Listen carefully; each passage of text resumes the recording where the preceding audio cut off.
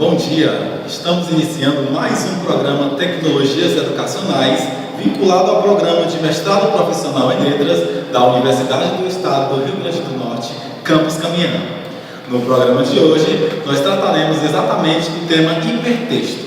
Hipertexto, mais exatamente na teoria e na prática, um livro publicado pela autora Carla Viana Toscarelli. No livro, a autora fala que há uma relação muito particular entre texto e hipertexto. E ela estabelece que essa relação está exatamente no foco no processo. Ela diz que, de acordo com Xavier, Ramal, entre outros autores, o foco no processo está exatamente na navegação. Ou seja, eles entendem o hipertexto mais voltado para a questão da navegação no meio virtual. No seu caso, ela trata do hipertexto como leitura baseada na compreensão como processo cognitivo. Para a gente esclarecer mais sobre essas questões, nós chamaremos a pesquisadora Cássia da Silva, que tratará mais sobre questões voltadas para esse gênero. Boa noite, bom dia, Cássia. Bom dia. Cássia, o que é esse sistema de mídias proposto pela Anelisa Ribeiro? A Anelisa, ela vai trabalhar o sistema de mídias e vai começar logo no início citando o Briggs e o Burke. Nesse trabalho, ela vai nos colocar que essas mídias em si é uma divisão de trabalhos entre diferentes meios de comunicação, disponíveis em um certo lugar, em um determinado tempo, mas sem esquecer que a mídia nova e a mídia velha, elas coexistem. Nessa questão de coexistência, nós não podemos esquecer que os meios em si, um não supera o outro, um pode estar lado a lado com o outro. Dentro dessa relação entre novo e velhas mídias, vamos pensar nessa relação entre o impresso e o digital. Vamos para o ponto do jornal, que ela aborda bem essa questão do jornal. Me fale o que é que ela pensa sobre essa relação entre jornal impresso e jornal virtual. Nesse trabalho que a Anelisa faz, ela vai começar citando o Xavier, colocando nessa perspectiva entre digital e não digital. E ela, como você colocou bem, o Xavier vai abordar para a gente que o hipertexto ele acontece de forma não linear, mas em um ambiente digital. Depois, para contrapor isso, ela vai nos colocar a citação do Silva. E o Silva vai trabalhar que o hipertexto em si, ele realmente não é linear, mas ele não acontece só em ambiente tido como digital. Por isso que o jornal é colocado como um hipertexto, porque logo na primeira página do jornal, nós vamos ter ali manchetes que para o leitor é como se fossem links, em que ele verifica essa manchete, verifica se gosta daquilo, e nesse ato, na mídia digital, ele clica para ir para essa determinada notícia. Já no jornal, ele lê a manchete e vai para a página na qual a notícia esteja. Então, posso dizer que, de acordo com Bakhtin, os textos sempre fazem referência a outros textos. Seria isso que ela está querendo dizer? Nesse caso, aí ela está fazendo uma relação não só com a questão textual, mas também com a questão de diferentes abordagens de leitura. A leitura digital e a leitura do impresso, mas que eles têm uma correlação. Porque com o digital, eu clico no link e vou para aquele texto. E no jornal impresso, já que a gente está trabalhando no jornal impresso, aqui nessa entrevista, então no jornal impresso em si, eu leio, vejo ali aquela manchete na primeira página e me desloco até a página que eu quero, como se eu estivesse clicando, que faz essa comparação. Muito bem explicado, Cássio, eu agradeço a sua participação. E ainda sobre essa perspectiva da leitura linear, nós chamaremos a nossa pesquisadora também, Mara. E Mara, dentro dessa perspectiva da leitura linear, da linearidade que você acabou de falar, da fuga para outros textos que não é do interesse do leitor, como é que o usuário ele pode evitar esse tipo de problema? Segundo Marcelo Cafier, a leitura de hipertextos é muito volátil, ou seja, ela vai se construindo à medida que o leitor vai fazendo suas escolhas. E usuários não experientes ainda nesse tipo de mídias, ele pode fazer escolhas que podem levá-lo a se perder no conteúdo, fazendo com que ele não compreenda o sentido geral global Tudo bem, do texto. Mara. Então, dentro dessa perspectiva, como os usuários desses textos, eles podem evitar esse tipo de problema? Bem, Lendel, duas propostas, podem ser lançadas. A primeira é que ele levante hipóteses, sobre o que ele está procurando, e a outra é que ele faça previsões sobre o conteúdo que está relacionado àquele texto.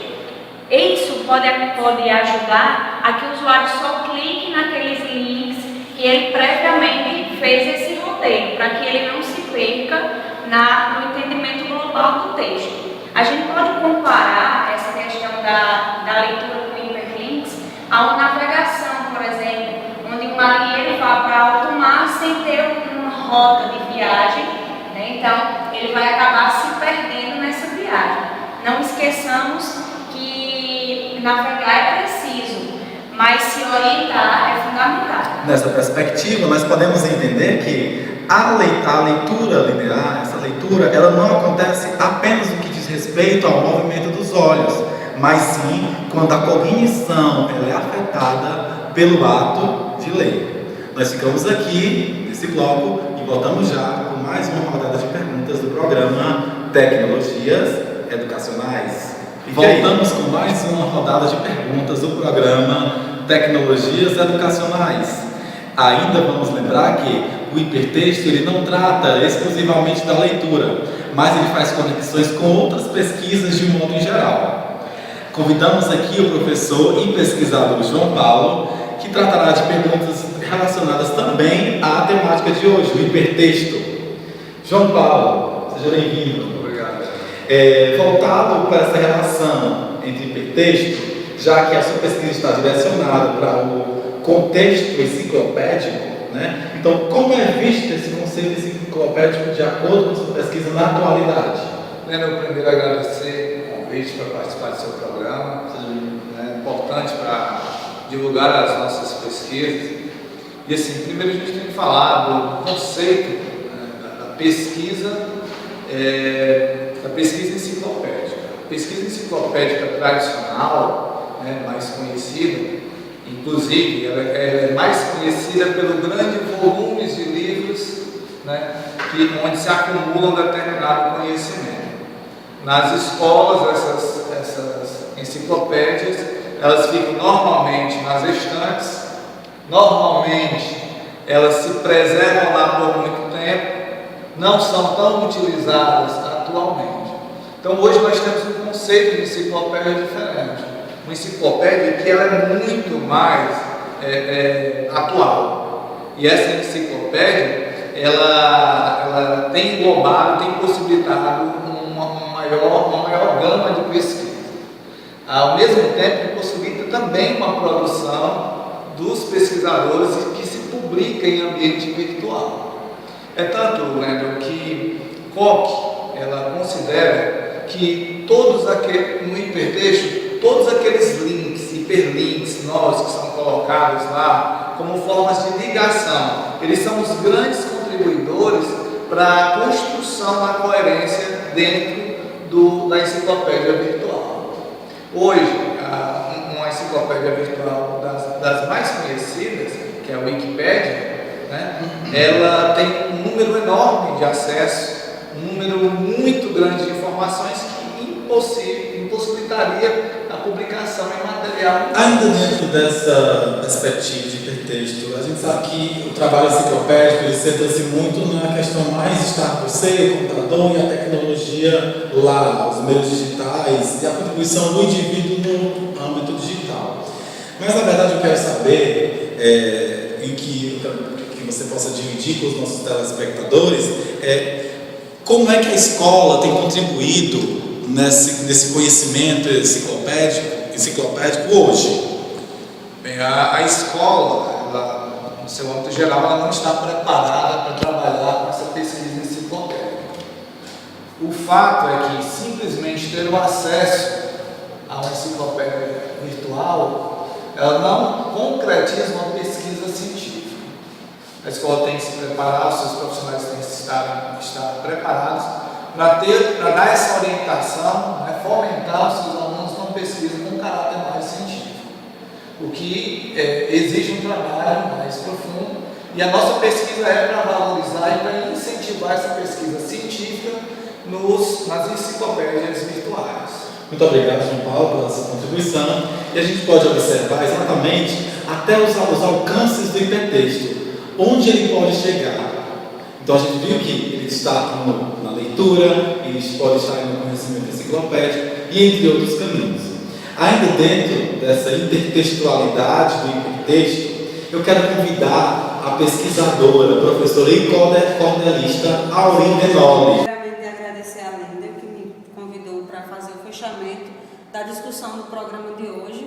Eu fiz um cordel intitulado Hipertexto em Cordel, então eu vou ler para vocês, que é mais ou menos o fechamento da discussão. As novas tecnologias e a comunicação provocam muitas mudanças no campo da educação. Elas estão bem presentes, não podemos fugir não. Este termo foi proposto pelo grande pesquisador chamado Theodor Nelson, que atribuiu o valor de uma seção de textos baseada no computador. A questão do hipertexto, pelo programa abordado, é um termo muito novo, mas bastante enfocado. Nos discursos e pesquisas, ele é muito analisado. O chat, o blog e o e-mail são tipos de hipertextos. Possibilitam leituras dentro de vários contextos. Facilita a pesquisa para não haver mais pretextos. Entendemos o hipertexto sob dois diferenciais. No primeiro, ele é visto como formatos textuais. No segundo, é cognitivo, com visões contextuais. Para Levi, o hipertexto se prende a conexões. Palavras, imagens, gráficos nos trazem informações, não ligadas linearmente a partir de interações. Para Coscarelli, o hipertexto é um documento digital. Se liga por vários nós conectados e tal, unidades de informações de uma forma geral. Fechando a discussão sobre o assunto abordado, a hipertextualidade é algo relacionado, não somente ao computador, mas também ao aprendizado. Muito obrigada. Wendel? Nós agradecemos a presença de todos que fizeram parte desse momento tão importante e ainda lembramos que este programa está sob a orientação do professor Dr. Marcos Donato. Nós voltamos em outros capítulos, não percam.